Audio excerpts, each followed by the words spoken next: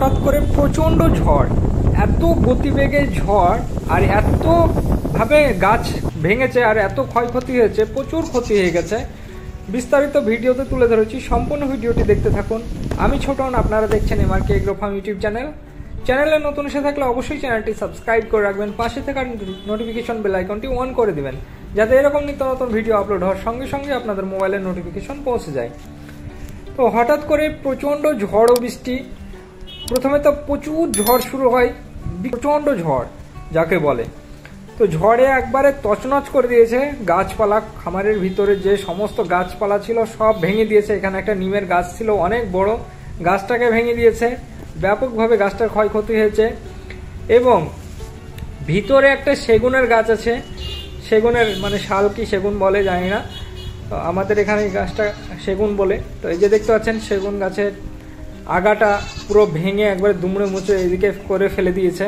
এভাবে কীভাবে ভেঙেছে দেখতে পাচ্ছেন, পুরো আগাটাকে একবারে দুমড়ে মুচড়ে ভেঙে দিয়েছে। এমনভাবে ভেঙেছে যে গাছটা আর বাঁচার আশায় থাকবে কি থাকবে না, কি পরে মরে যাবে কি বাঁচবে তাও জানি না, এমনভাবে প্রচুর ক্ষতি হয়ে গেছে। এবং মাঠে তো আমার পুরো ধনচে গাছ, প্রচুর বড় বড় ধনচে গাছ হয়েছিল, তো ধনচে গাছগুলানকে সব নষ্ট করে দিয়েছে। এবার দেখতে পাচ্ছেন কীভাবে ধনচে গাছগুলানকে ভেঙে ভেঙে ফেলে দিয়েছে। পুরো গাছে একবারে দানা এসেছিলো, মানে ফল এসেছিলো।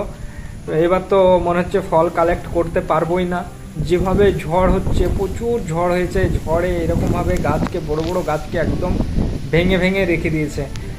এরকমভাবে ভেঙে ভেঙে রেখে দিলে প্রচুর ফল নষ্ট হয়ে যাচ্ছে, বীজ নষ্ট হয়ে যাচ্ছে, যার ফলে কিন্তু বীজের ফলন এবার পাওয়াই মুশকিল। এখন পর্যন্ত ঝড়ো বাতাস থামার কোনো নামই নেই, এখন পর্যন্ত ঝড়ো বাতাস হয়ে যাচ্ছে।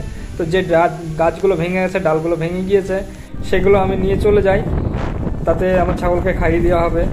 এবং আমের গাছ ভেঙেছে, কাঁঠালের গাছ ভেঙেছে, অনেক ফলের গাছ ভেঙে গিয়েছে এই ঝড়ে।